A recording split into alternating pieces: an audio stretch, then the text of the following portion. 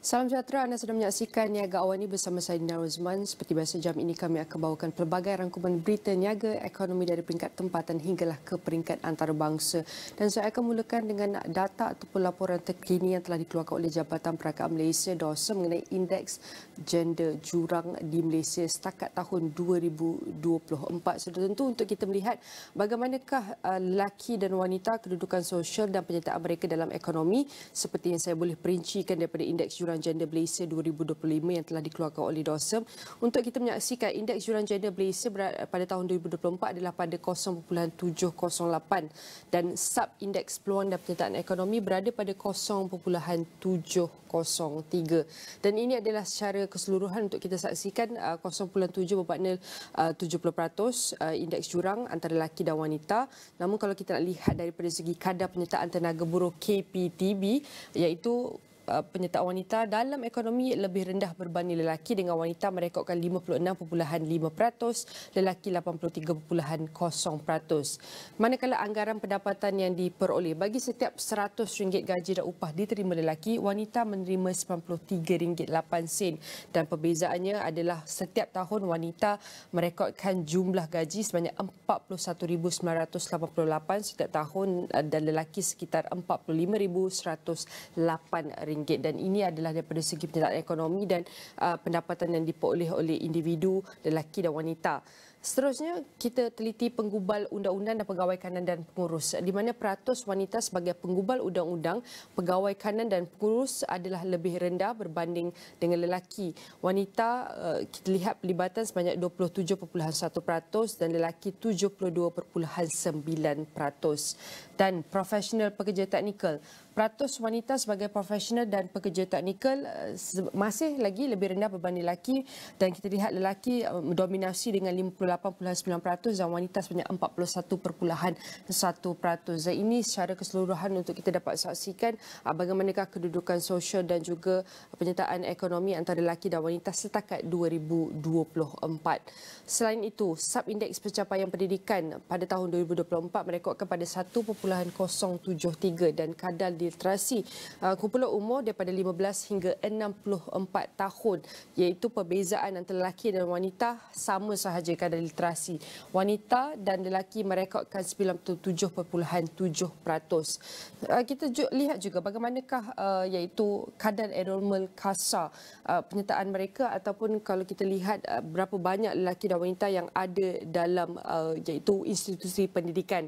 Dan kadar enrolment untuk pendidikan sebenarnya wanita adalah lebih tinggi berbanding lelaki. Kita mulakan dengan peringkat rendah, wanita 100.3%, lebih sedikit tinggi berbanding lelaki, iaitu 99.3%. Peringkat menengah, wanita 95.7%, lebih tinggi berbanding lelaki, dan peringkat terteri juga wanita masih lagi lebih tinggi berbanding lelaki dengan 56.4%, manakala lelaki 37.0%. Dan ini bagaimana kita lihat antara peratusan ataupun tahap penyertaan, tahap kedudukan pendidikan antara lelaki dan wanita. Tambahan itu bukan sahaja pendidikan, tapi kita akan memberi fokus kepada kesihatan dan kehidupan, di mana angka peratusan adalah 0.962, lebih kurang 96%, dan jangkaan hayat ketika lahir. Perempuan dijangka boleh hidup lebih lama berbanding lelaki, iaitu 4.9 tahun lebih lama berbanding lelaki, dan lihat umur wanita, kita lihat akan lebih kurang sekitar dapat berjaya untuk cecah 77.6 tahun, lebih lama daripada lelaki, manakala lelaki kebanyakannya lebih mampu untuk hidup sehingga 72.7 tahun. Tentu kita lihat berbagai aspek yang perlu diberi tumpuan daripada segi penjagaan kesihatan, penjagaan diri, dan nisbah jantina ketika lahir. 940 bayi perempuan dilahirkan bagi setiap 1,000 lelaki. Dan ini adalah antara, kalau kita dapat saksikan, bukan itu saja, bagaimanakah penyertaan ataupun penguasaan politik antara lelaki dan wanita setakat 2024 adalah 0.096, dan wanita di parlimen hanya merekodkan 13.5%. Ahli parlimen adalah wanita setakat tahun 2024, dan wanita yang mempunyai jawatan sebagai menteri atau mempunyai kementerian di peringkat jawatannya adalah 16.1% wanita dalam jawatan menteri, dan ia masih lebih rendah berbanding lelaki pada 2024. Dan indeks juran gender Malaysia untuk kita dapat saksikan, Malaysia 0.708 di sini. Malaysia merekodkan secara keseluruhan 0.708. Di sini kalau kita dapat saksikan antara jurang-jurangnya secara keseluruhan nasional daripada segi pendapatan 0.7, iaitu daripada segi penyertaan politik 0.096, penyertaan pendidikan, kedudukan pendidikan 1.073, dan iaitu kalau kita lihat pendidikan daripada segi sosial 0.962, dan ini adalah kadar nasional. Dan di sini kita dapat lihat setiap negara ini menunjuk ataupun menggambarkan bagaimanakah peluang dan penyertaan ekonomi, pencapaian pendidikan dan kita lihat kesihatan dan kehidupan dan juga penguasaan politik. Dan mari kita beri tumpuan kepada iaitu bandar utama di Malaysia, iaitu wilayah Persekutuan Kuala Lumpur. Daripada segi peluang penyertaan ekonomi, jurangnya berada 0.712. Kalau kita lihat di setiap negeri ini, iaitu indeks jurang gender kebanyakannya lebih daripada 0.6 dan 0.7 ke atas. Dan antara yang paling tinggi dapat kita saksikan di sini adalah jurang gender adalah wilayah Persekutuan Kuala Lumpur dan wilayah Persekutuan Labuan, dan juga antara yang paling tinggi adalah daripada wilayah Persekutuan Putrajaya punya indeks jurang sebanyak 0.774 yang terbahagi kepada penyertaan ekonomi, kesihatan, pencapaian pendidikan dan juga penguasaan politik. Dan wanita sepintas lalu untuk kita dapat saksikan bagaimana penduduk wanita setakat ini pada tahun 2024 mencatatkan 16.2 juta daripada separuh penduduk Malaysia, iaitu sebanyak 34.1 juta, dan ini adalah jumlah wanita yang ada di Malaysia setakat ini. Dan penduduk wanita mengikut kumpulan umur terbahagi kepada 5 kumpulan umur daripada sini, dan kalau kita lihat yang paling rendah telah direkodkan adalah daripada kumpulan umur 65 tahun ke atas, iaitu warga emas sebanyak 1.3 juta, merangkumi ataupun meliputi 83% daripada kumpulan umur yang lain. Manakala yang paling tinggi dalam kalangan wanita adalah daripada kumpulan umur yang sedang bekerja daripada 15 tahun, iaitu golongan remaja sehinggalah 64 tahun masuk waktu keemasan, iaitu lebih kurang 11.2 juta kumpulan umur ini berbanding kumpulan umur yang lain dengan hampir mencecah 69.0% kumpulan umur yang ada di Malaysia setakat ini. Dan daripada segi kelahiran hidup dan kesuburan wanita pada tahun 2024, iaitu bayi perempuan telah direkodkan sebanyak 200,000 daripada 414,000 jumlah kelahiran hidup yang dapat direkodkan. Dan wanita, iaitu kadar kesuburan sebanyak 1 anak dilahirkan bagi setiap wanita dalam tempoh reproduktif, iaitu hingga dalam kumpulan umur 15 hingga 49 tahun. Selain daripada kelahiran dan kesuburan wanita, kita nak lihat juga bagaimanakah akses teknologi terhadap golongan wanita. Setakat ini pemilikan telefon sebanyak 98.0% wanita mempunyai telefon, dan kita lihat pemilik telefon adalah wanita, dan penggunaan internet juga wanita merekodkan 97.6% wanita di Malaysia dapat akses kepada internet. Dan purata gaji dan upah bulanan untuk wanita setakat 2024 purata RM3,499, dan kalau kita lihat jumlah daripada gaji median iaitu RM3,652. Dan di sini kalau kita lihat daripada akses dan nisbah tanggungan wanita, nisbah tanggungan jumlah iaitu 42.5. Nisbah tanggungan umur muda, kita lihat golongan umur wanita yang kita lihat dalam kumpulan umur muda ni, mereka mempunyai tanggungan sebanyak 31.6 nisbah tanggungan, manakala yang lebih tua nisbah tanggungan umur tu adalah 10.9 yang kita dapat saksikan setakat tanggungan yang harus dihadapi oleh wanita setakat 2024. Dan kematian dalam kalangan wanita telah direkodkan pada tahun 2024 adalah 85,126 daripada 198,992 jumlah kematian direkodkan di Malaysia, dan keganasan terhadap wanita adalah 47.6% daripada 11,042 kes keganasan terhadap wanita yang dilaporkan pada tahun 2024 adalah keganasan rumah tangga. Sudah tentu ini adalah data untuk kita saksikan bagaimanakah kedudukan wanita ketika ini, dan jurang gender bukan sekadar isu wanita, tetapi ia adalah kebocoran besar kepada ekonomi negara, bagaimana ia memberi impak. Sudah tentu kita bergerak ke hadapan untuk kita memastikan pembangunan wanita ini dapat digerakkan secara lebih adil adil dan inklusif, memastikan pembangunan yang seimbang antara lelaki dan wanita dalam pelbagai aspek daripada penyertaan ekonomi, penyertaan politik dan kedudukan sosial kepada tahap yang lebih sejahtera. Dan teruskan bersama kami di mana saya di Niaga AWANI akan kongsikan pelbagai data dalam daripada pelbagai kategori untuk masa-masa akan datang, dan saya akan teruskan kongsi untuk berita seterusnya. Kita melibatkan Perdana Menteri Datuk Seri Anwar Ibrahim yang menegaskan keputusan memasukkan tarif ke atas import daging lembu dari Kenya bertujuan mengurangkan kos kepada pengguna di Malaysia. Menurutnya, isu utama bukan sekadar memansuhkan atau mengekalkan tarif, tetapi memastikan harga daging lembu dapat diturunkan memandangkan harganya sudah terlalu tinggi di pasaran Malaysia. Malaysia perlu meimbangi perlindungan kepada penternak tempatan dengan jaminan harga makanan yang mampu milik, dan negara sememangnya mengimport daging lembu daripada pelbagai sumber. Pada sidang media bersama Presiden Kenya William Ruto, kedua-dua pemimpin bersetuju meningkatkan hubungan dua hala kepada perkongsian strategik, termasuk pemansuhan tarif bagi hasil pertanian dan daging lembu dari Kenya. Anwar menegaskan tiada sebab untuk mengehadkan import kepada negara tertentu sahaja selain prosedur dan piawaian dipatuhi, termasuk yang dipantau oleh JAKIM dan Kementerian Pertanian. Kenya turut menyatakan minat memperluaskan ekspornya sambil mengekalkan import besar dari Malaysia seperti minyak sawit yang bernilai 1 bilion ringgit selain pasaran bagi kereta Proton. Sekutu dan kakak kepada ahli perniagaan dalam buruan Jolo, Tan Kim Long dan Loh Mei Lin diperintahkan Mahkamah Tinggi membayar ganti rugi keseluruhan berjumlah 11.5 bilion ringgit kepada Wan MDB. Hakim Mahkamah Tinggi Mahazan Mat Tai membuat keputusan itu selepas membenarkan permohonan Wan MDB dan 4 entitinya untuk memasukkan penghakiman ingkar terhadap kedua-dua individu tersebut. Dan Kim Long dan Mei Lin kita lihat didakwa menyembunyikan penipuan, menyeleweng dana Wan MDB dan memperoleh kekayaan secara tidak wajar. Mahkamah dimaklumkan kedua-duanya gagal kemasukan kehadiran, memfailkan pleading atau hadir ke perbicaraan walaupun sudah diserahkan dokumen saman.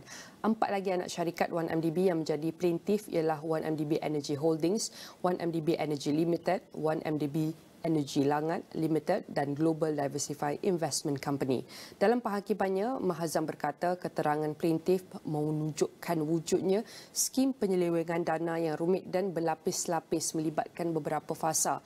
Dana bagi projek berkepentingan nasional itu didapati dipindahkan dengan cepat ke rangkaian entiti luar pesisir yang dikawal Jolo dan sekutunya.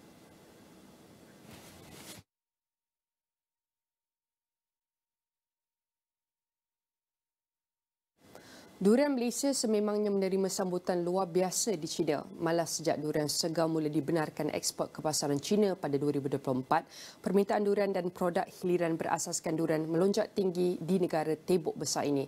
Pastinya durian Musang King walaupun dijual dengan harga premium hanya tidak menghalang warga China untuk menikmati keenakannya.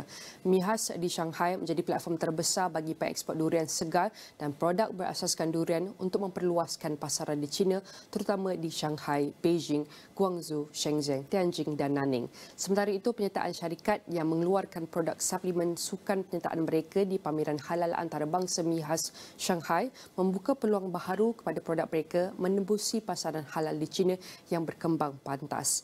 Produk makanan sukan dan suplemen mendapat persetujuan halal JAKIM dan Kementerian Kesihatan Malaysia dan diiktiraf agensi anti-doping antarabangsa, menjadikannya pilihan bagi atlet sukan profesional dan komuniti aktif sukan di China.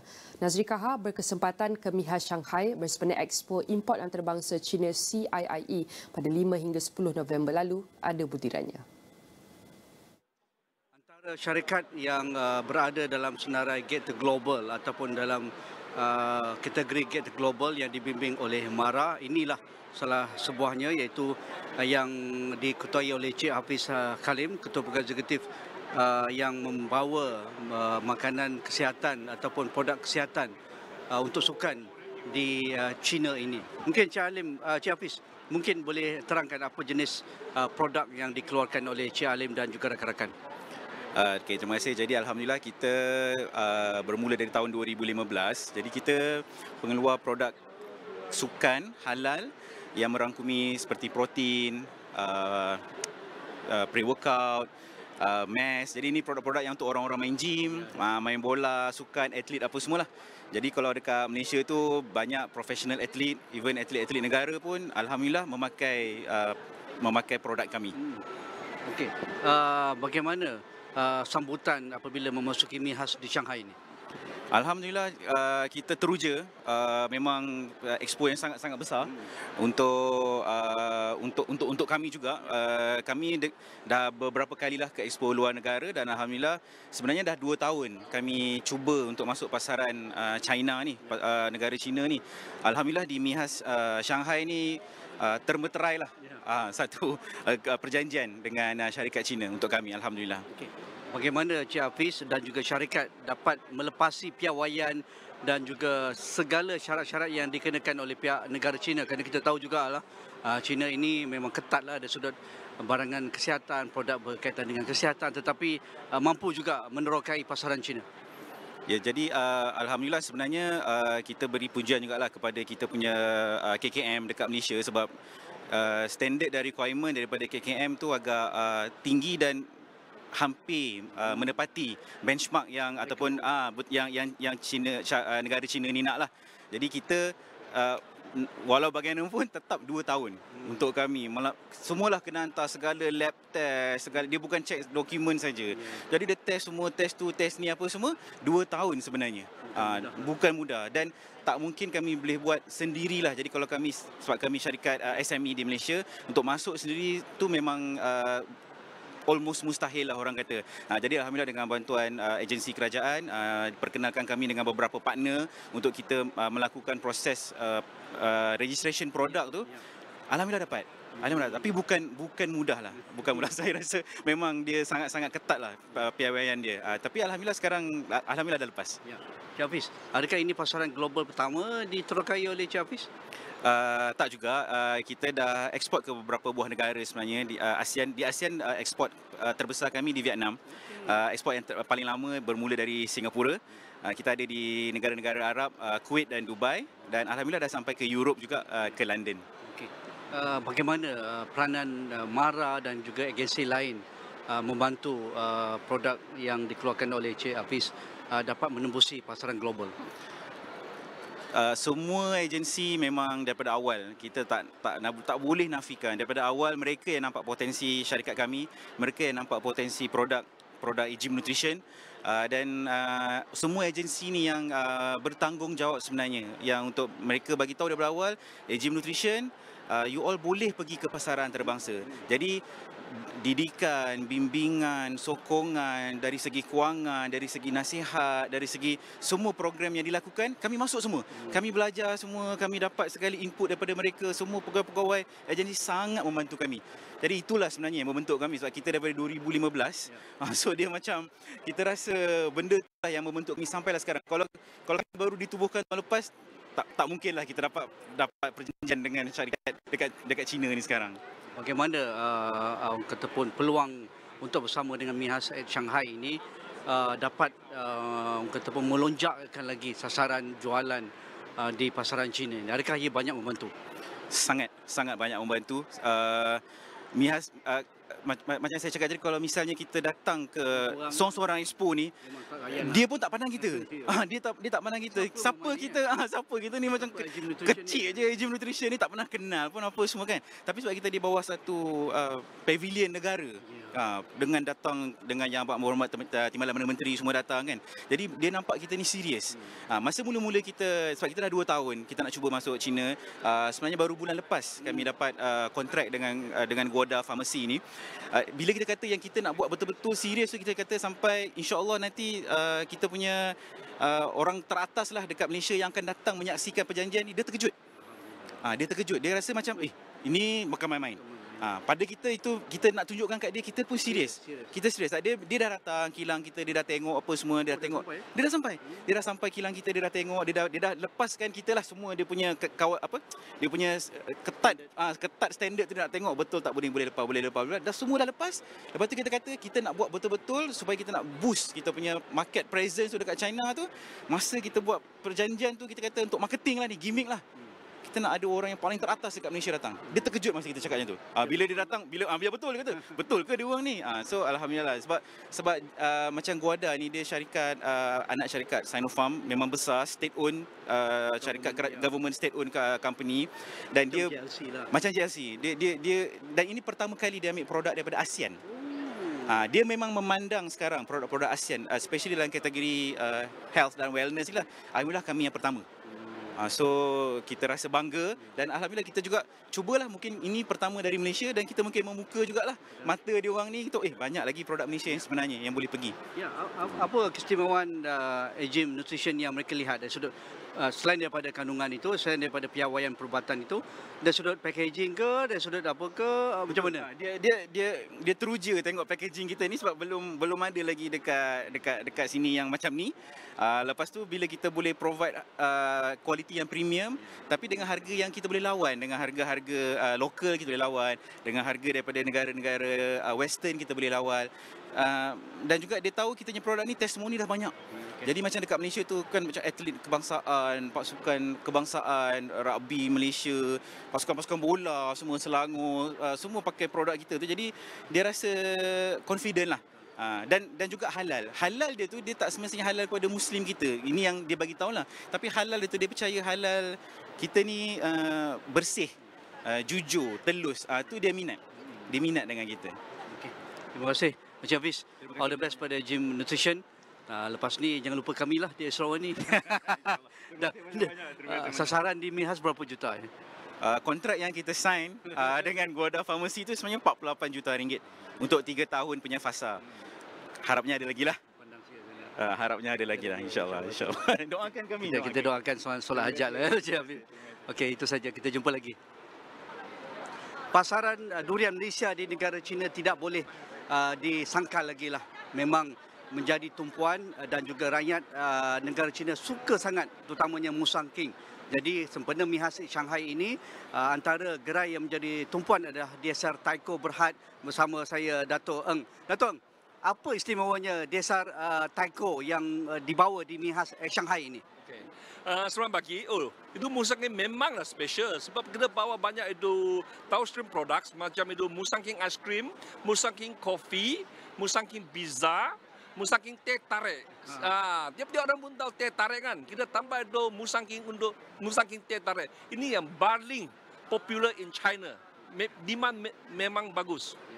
Dato' bila Desar Taiko masuk pasaran di negara China dan bagaimana ia boleh mendapat tempat di pasaraya seluruh negara China? Okay, this year is a third year we in China. Kali kedua tiga itu participate dekat itu CIE. Yeah, this time is under Mihas. So untuk pasaran China, Musang King itself sudah boleh jual. Memang senior punya orang suka Musang King. Dato' mungkin boleh kongsikan berapa sale ataupun sasaran untuk Mihas Shanghai kali ini dan juga berbanding CIE tahun lalu?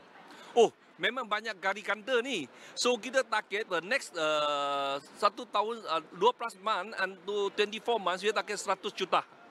Ya. Sebab itu memang ini Mihas punya platform memang sesuai dan boleh dapat tolong kita untuk masuk ke China market. Kalau 100 juta tahun lalu bagaimana? Kita baru itu ini tahun yang ketiga saja. Itu tahun dulu memanglah less very less because last year we focus on the product development. This year we only really want penetrate the China market. Dato', adakah daripada produk Desar Taiko dengan aiskrimnya, dengan kopi, teh tarik dan juga macam-macam ni sudah berada di seluruh negara China ataupun di Shanghai saja? Banyak tempat dekat Shanghai kita ada, Guangxi ada, Beijing pun ada, Hangzhou pun ada. Sudah ada Hokkien, itu Xiamen pun sudah ada. Lepas last year punya CIE lah, itu the result itu dia. Ya. Adakah Desar juga membawa Musang King yang fresh, yang segar datang ke China? Ya. Ini baru sampai dekat Shanghai. Kita fresh dari Malaysia. Ada kita pergi Shanghai, pergi Nanning, pergi Guangdong. Ya. Apa lagi produk yang akan dihasilkan melalui produk durian oleh Desar Taiko, Dato'? Selain tadi itu aiskrim, itu durian aiskrim dengan kopi, yang baru saja kita launchkan itu durian kaya. Kita Malaysian kan, semua orang sudah tahu kaya kan? Ya, durian kaya. Ya. Okey. Jadi apa tips Dato' Eng kepada pengusaha dari Malaysia yang baru masuk pasaran China supaya faham dan ikut prosedur yang tertentu yang pengalaman dasar Taiko, Dato'? Okey, quality yang penting, make sure the quality is good. They will buy and they will pay for it. Yes. Okay. Terima kasih. Anda boleh lihat belakang saya dan belakang Dato' Eng ini begitu ramai ya yang sedang merasa tertarik Musang King, ada aiskrim Musang King dan juga produk-produk lain yang diasarkan dasar Taiko. Terima kasih Dato'. All the best. Thank you. Semoga sukses terus untuk dasar Taiko ya di negara China ini. Jadi kita jumpa lagi.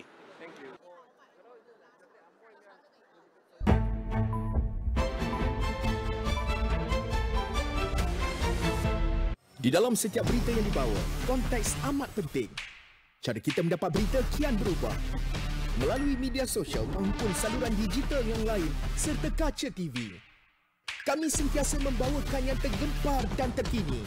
Kita buat sesuatu yang berbeza. Teraskan acuan verifikasi yang diamalkan supaya setiap fakta adalah sahih. Daripada analisis pelbagai sudut yang mendalam, laporan-laporan khas dan perbincangan yang membina negara. Inklusif, suara rakyat kami ajukan. Keseimbangan persepsi kami pastikan. Kerana setiap cerita mempunyai impak yang tersendiri dan perlu dibawa dengan penelitian yang terperinci. Pastikan Astro AWANI menjadi pilihan anda tidak kira di mana sahaja anda berada. Saluran berita paling dipercayai di Malaysia.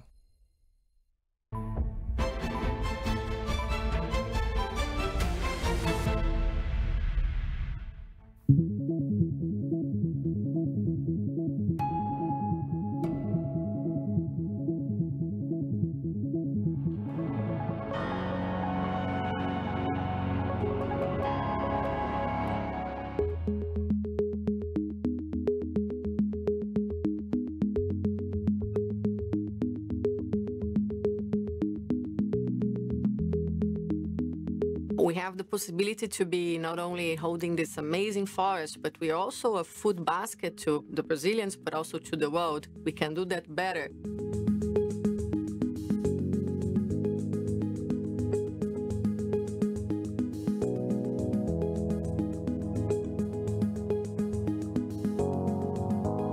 The main lesson is that when you want to be a nature superpower, you don't need to give up development. So nature markets are about developing the right way, shifting paradigms, making sure people and forest, people and nature are in the picture.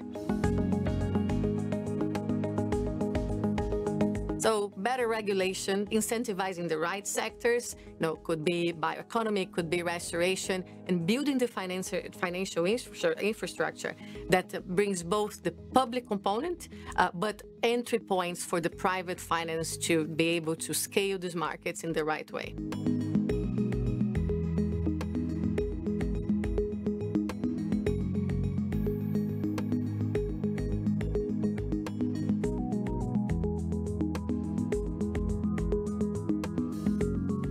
And this is the tropical forest finance facility that Brazil will launch at COP30 in Belém.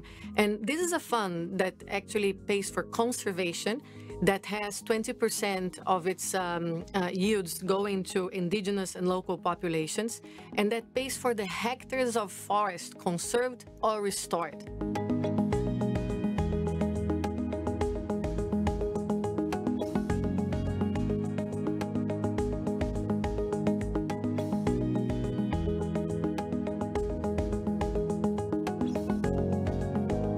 So any tropical forest country in the world will be able to be part of this fund and just use the proceeds that will come if you do the right job to improve the nature services, but also the nature markets that we are learning that are compatible with conservation today. And of course, with the inclusion of the people that preserve these ecosystems at first hand.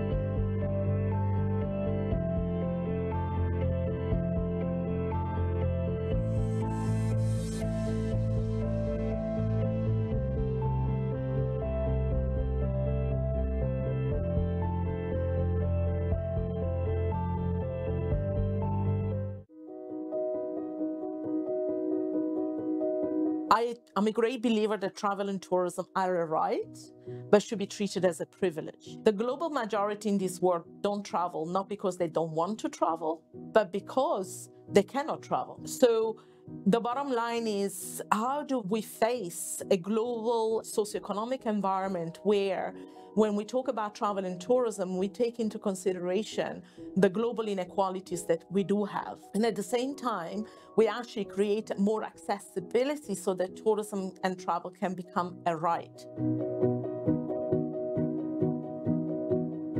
Overcrowding and over-tourism are obviously complex problems that we need to look at from different perspectives. If you look at it from a management problem, you're actually only trying to find the cure for the disease, so to speak, but you don't actually address the root cause of the problem. In the post-COVID era, what we have seen is obviously the surge of certain travel and tourism practice, one of which has been what we have sometimes referred to as revenge travel. People who had been locked in their houses for a long time, they wanted to actually just go through their bucket list.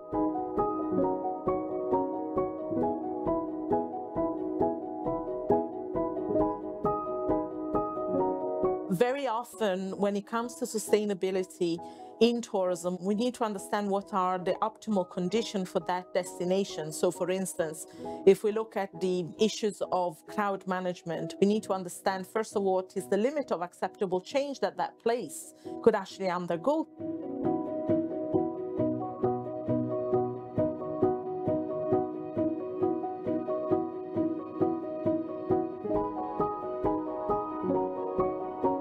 So, for instance, when it comes to consumption of wildlife or management of wildlife, we need to actually start questioning those knowledge systems that we've been using to actually preserve wildlife and understand which alternative ways could we use to actually make sure that those products, if you like, are more accessible.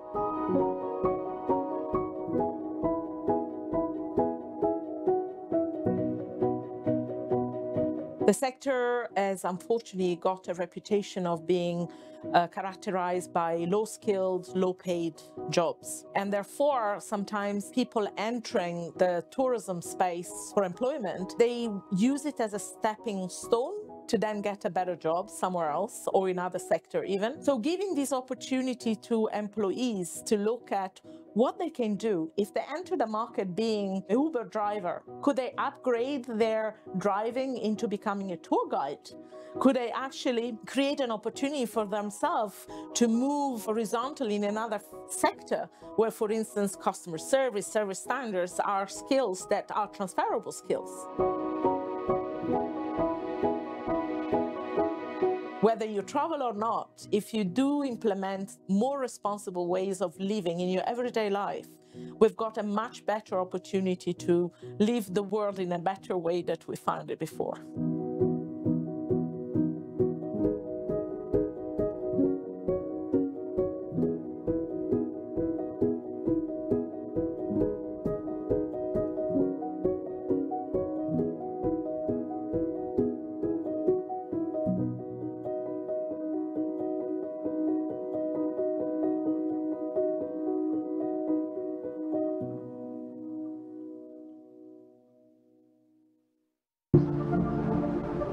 Climate change actions today are increasingly an issue of justice and fairness. Equitable transition is a must when it comes to reacting to climate change because it mostly affects the most vulnerable groups. That just transition has to take into account labor rights, digital rights, consumer rights. If it doesn't work for the general public, it won't work for the economy. Making a radical shift with no regard to cost of living impact, to the cost of doing business, is going to disrupt large parts of every economy. We have some challenges between countries, but also we have challenges within countries. In no region in the world do the bottom 50% in terms of income and earning own more than 5% of the world's wealth. There is already today a huge impact on communities, on workplaces, on people, on workers individually. When each boardroom is only focused on its own company and does not look into the broader context, it's going to be very difficult to promote an equitable transition. You have to take the whole of society with you. Companies do have a responsibility for ensuring that green skills are part of the curricula that trainers are providing and that companies are investing in. We could decarbonize 90% of the economy with technologies that already exist. But the key is how to make them affordable, how to iron out the details of the implementation. And for that, businesses are the key. We need to unlock more finance. From a philanthropy perspective, it means work closely with the governments to incentivize companies to embrace the just transition element in their transition plans. We need to have the social dialogue between the companies, between sectors and so employers. We need to make sure that everybody is on board. This is where government and where regulatory frameworks are critical because they can create a more level playing field. It is important to think about those that are at risk of being left behind. We have to make sure that the economic policies are not in a silo from the environmental policy and from the social policy. The Equitable Transition Initiative is a place where leaders can come together, bring together the latest research as to what impact they're seeing across different industries, and using that information to design better frameworks that solve for both the green transition and ensure economic equity. This existential challenge is an invitation to pivot. We have kids and we have grandkids and we want to secure their future. But I'm also meeting workers and they question, please make sure that I'm taken care of by a new job. This is the motivation that drives me.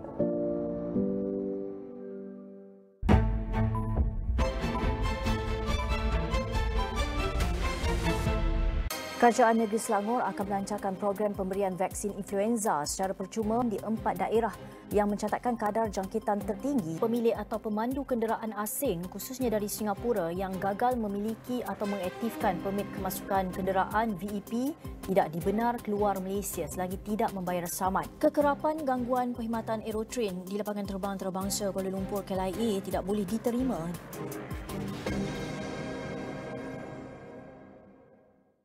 Segalanya dipertaruhkan. 6 kuasa besar berjuang untuk melakar kegemilangan dan menempa sejarah baru.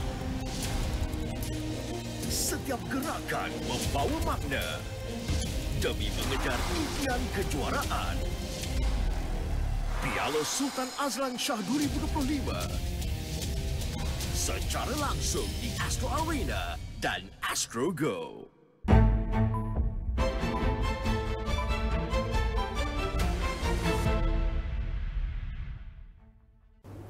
Malaysia's new energy transition is speeding up and technology is right at the center. With ABB's new survey shows 70% of companies believe AI, automations and digitalizations are the key drivers of a low carbon future.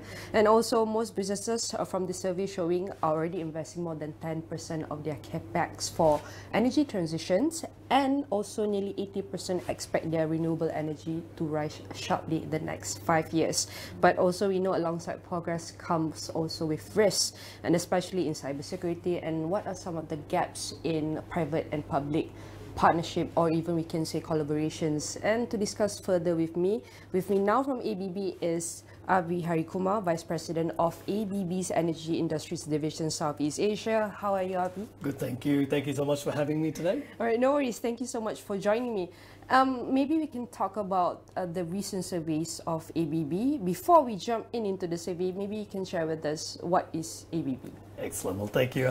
Look, ABB, we are a global technology provider and we've been around for over 130 years. We have an employee base of over 105,000 employees and we operate in over 100 countries around the world. Specifically, the division or business that I work for is the Energy Industries Division of ABB. So we serve customers and industries right across from oil, gas, chemicals, power sector, life sciences and water. So we work right across the board to bring new solutions and service within that industry. Maybe share with us ABB's new survey. in terms of we are seeing a lot of companies, most organization is taking a look at AI on automation and especially in energy transition, powered by AI and energy. Can you explain to us what is the purpose of this survey? Yeah, so we decided to undertake an Energy Transition Readiness Index, a survey basically to do a little bit of a stock take of where we are as an industry, where we are as a sector, towards making progress in the energy transition journey towards a net zero future. So we thought this is a very good moment in time to undertake this after, undergoing through this journey for several years. So we wanted to get a feel for what industry leaders are saying. So we decided to undertake this survey. And from the survey shows that 71% of Malaysians business cite AI and automations as a key of energy transition. Usually, what are actually happening on the ground, especially when the context AI use case? Absolutely. Look, firstly, I would like to say, technology is starting to play more and more of a heavy role in forming the energy transition and serving as a little bit of a catalyst to make the transition move faster. AI, we all know, has been developing at a rapid pace. So what we are doing with ABB is to incorporate AI into our automation systems to make them smarter, to make decision-making easier. But at the end of the day, the goal is to save energy and enable our customers and industry to operate much more leaner and cleaner. In Malaysia's context, what are the biggest AI gap? And taking a look at Malaysia's speed, are we investing fast enough comparing to our region neighbors like Singapore or even from the South Korea? I think what the study showed is that companies, leaders are putting aside capital, towards driving energy transition projects. So this capital, I think the survey showed that at least 10% of their capex is being put aside to drive these projects forward. Now the big question is, what can we do with that money to fast track it? How can we incorporate technology? How can we incorporate AI to make smarter decisions? An example I can easily give you as well is, we all know that green energy is going to be added more and more to the grid, but we also know that even at 2050, when we reach our net zero goals here in Malaysia, 30% is still going to come from traditional energy sources. So we cannot forget the existing industries that are there at the moment, and what can we do to make those industries run more efficient right now? So an example of that at ABB we are bringing to our customers is through our solution with asset performance management through our ABB Ability Gen X platform. So what this essentially is we put smart sensors right across the fleet in power station and refineries, etc. And that data that comes back, our system using AI can analyze the data and predict when things are going to fail. It can also give you indication of which of the equipment perhaps is not operating at the efficiency levels that it can, and it can help drive decisions to increase that efficiency. Now the beauty of this is when you increase efficiency, of course there's a cost benefit, but we also decarbonize. And what I mean by that is the greenest form of energy that you can use is the energy that you don't use, right? So that's the beauty of this. So that's one example of how we are using AI and technology to make our existing operations leaner and cleaner. Correct, to increase efficiency and productivity, that is a very essential elements. And also talking about on CAPEX and industry readiness, where you mentioned also from the survey showing most of the companies already investing 10% for the CAPEX into energy transitions, and within helping the industry and from their readiness level or phase, which sectors are leading and which sectors are lagging? So what I can say is, it's quite a bit of capital that's being put aside. The leading industries are definitely in oil and gas, power, generators as well. So there's a lot of money there. The big question now is, how can we use that money to really drive good outcomes, right? In terms of decarbonization, customers meeting their sustainability agenda. So the money is there. So what we would like to do is engage early on the piece to come up with solutions that can really provide the necessary return on investment. So we have examples where we have worked very early to bring our advanced process control solution into our a refinery to basically optimize the steam usage, right? And what this has allowed is our customers being able to have a return of investment less than 1 year, which is extremely fast, and significant amount of cost saving per year on a yearly basis, right? So these are sort of projects that we have to look at to drive and to really use that 10% capital to get the best, what we call bang for the buck, right? So is that 10% enough for Malaysia to meet the National Energy Transition Roadmap for 2030 and 2050, or we still have a lot to do? I think, look, the thing is, first thing is, what can we do with that 10%, right? Before we can answer that question, let's really utilize that funds that is available there to drive meaningful solution.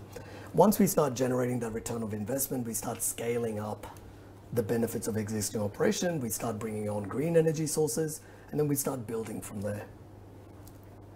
And also, this is a very important phase to make sure they understand where are we going, where are the transitioning from start till the end of our efforts. But also, I want to take a look on cybersecurity and the OT risk, operational technology risk that we talked before this discussion.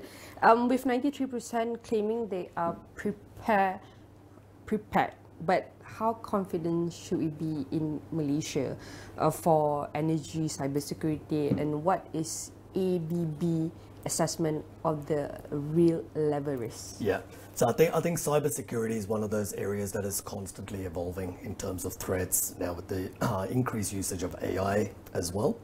So I think it's extremely critical that we continue to monitor those risks, come across as an industry. So recently, ABB in Malaysia itself, we partnered with Petronas' PINSA community to bring 60 of our end users into the ABB office, and we spoke about this very topic because IT/OT are starting to converge. What we ended up doing is sharing our best practices in terms of risk assessment in cybersecurity. And one of the key things I say, I think cybersecurity is one of those areas that's becoming a little bit like the traditional safety, where there are no secrets in safety. I think we need to get that mindset. There are no secrets in cybersecurity. We need to work as a community to really utilize the best practices. Now, in terms of ABB, we have a cybersecurity portfolios of solutions, which really helps customers bring together different systems and have it in one place where we can analyze the cybersecurity health of the various systems that can be deployed, which makes it easy for end users. But we also have solutions that enable us to undertake proactive threat detection as well, network health, so that we are constantly bringing these technologies there to make the entire ecosystem more secure. And from your observation throughout the survey, throughout the findings and collaborations with public and private organizations, what are the weakest link for Malaysia's digitalizations, energy digitalizations? Is it the people, the process, or even the outdated tech? I would more turn that into what are the biggest opportunities that we see, right? So I think it's a mix of things. So again, we always have been talking about collaboration being a key to drive energy transition. Now, what we mean by that, it's a mix. I mean, when you look at the workforce of the future, the green workforce that we need to start investing in that today. So from an ABB perspective, we have a great partnership with the University of Petronas that's ongoing to really develop that future talent. So that's one piece, right? The other piece as well is really looking at utilizing the existing technology available today to evaluate the feasibility of some of the projects and concepts that's available out there. For example, we have digital twin is something that's utilized heavily, and we have global partnerships around the world that enable us to model a particular operation or technology prior to the project moving ahead. So this enables, I guess, the project team to basically evaluate risk, how things are going to behave, and also the return of investment that can be there as well. So it's a combination of things, but the important thing is to get around the table and start discussing, where are the opportunities that's going to allow us to fast track that transition. We have been talking a lot about AI, automations, and all these studies, surveys, and the impact towards people, organizations. But I want to also add on the energy transition, maybe emphasize more on this. We know that solar people are expected to lead the transition, but hydropower, hydrogen, and also wind is gaining traction. And we know that it's globally, it's happening. But for Malaysia context, what realistically will dominate Malaysia's mixed energy maybe in the next decade? I think it's a very difficult thing to say one source is going to dominate, right? It's going to, we need to be open to a range of energy sources to fuel the demand. What I can say in Malaysia is that, again, that hunger for energy is continuing to rise. You know, we can all agree on that. So it's going to be a mix of sources that's going to come into the grid. And we're moving more and more towards, you know, having a centralized way of generating power to a more decentralized network. That adds complexity. So now we're talking about infrastructure that needs to be smart to enable the incorporation of renewable energy sources into the grid. So again, from an ABB perspective, we are having early discussions to see how can we manage that ecosystem effectively through technology solutions that we have, such as ABB Optimax, for example, which allows us to model solar coming into the grid, whether to use the solar power or whether we use the grid for our end user.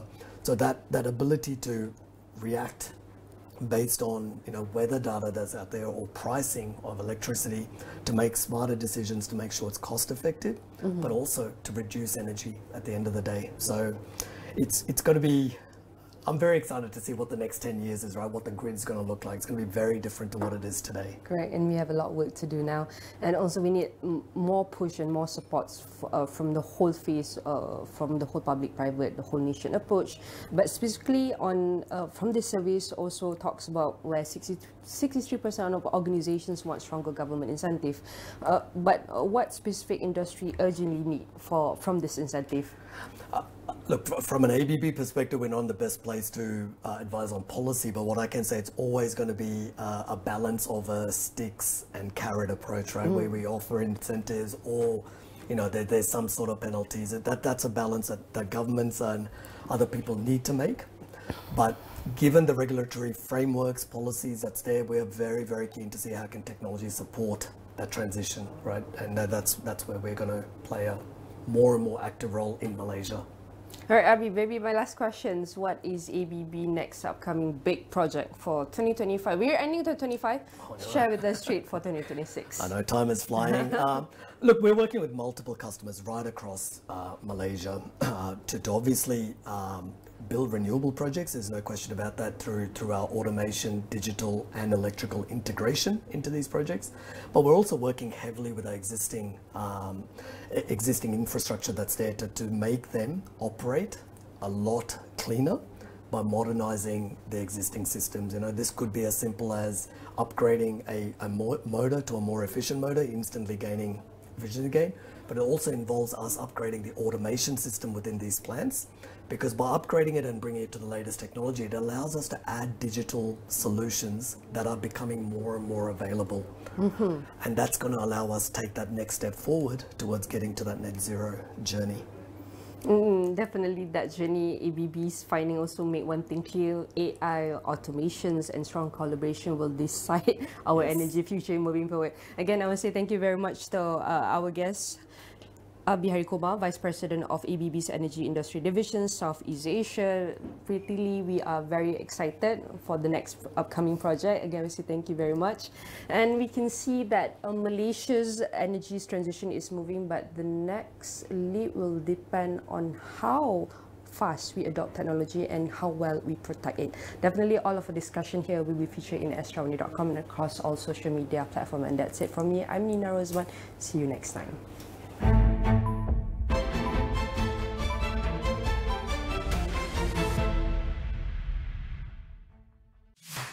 Putrajaya. Sertai kami pada 6 Disember di IOI City Mall Putrajaya dan raikan program-program ikonik kami. Berhibur bersama bintang-bintang kesayangan anda. Pelanggan Astro boleh memenangi pas fan zone serta pas temu mesra bintang-bintang view dengan Astro Rewards. Super Bumi, Didi and Friends, semuanya menantikan anda. 6 Disember ini, Hello Putrajaya. Jumpa di sana. Sabah memilih haluan. Rise of the Vulcan. Seruan bergema, takdir dilakar. Warta sejati jadi kompas. Dari jantung Kinabalu, kami bawa nadi pilihan raya agar undi dicatat berbekalkan kefahaman. Apa jua yang berlaku di sekeliling kita, pastinya ada punca dan kesan masing-masing. Faktor harga ekonomi, pengaruh politik dalam atau luar negara memberikan impak kepada kehidupan harian kita. Di Niaga Awani, kami memberikan gambaran jelas melalui analisis mendalam, merentas pelbagai segmen dan latar belakang. Kami akan bantu anda untuk faham segalanya. Bisnes, ekonomi, pasaran, Niaga Awani, 9 pagi Isnin hingga Jumaat, hanya di Astro Awani. Malaysia perlu bergerak daripada sekadar menjadi pusat pembuatan kepada sebuah negara pencipta teknologi chip sendiri yang mampu memberi nilai tambah lebih tinggi kepada dunia. Kerajaan bersetuju untuk mempertimbangkan agar pengusaha bot di Sabah dan Sarawak turut layak menerima subsidi petrol RON 95. Sabah kini memiliki 2 tapak rizab biosfera susulan pengiktirafan diberikan kepada Kinabatangan oleh UNESCO. Segalanya dipertaruhkan. 6 kuasa besar berjuang untuk melakar kegemilangan dan menempa sejarah baru. Setiap gerakan membawa makna demi mengejar impian kejuaraan. Piala Sultan Azlan Shah 2025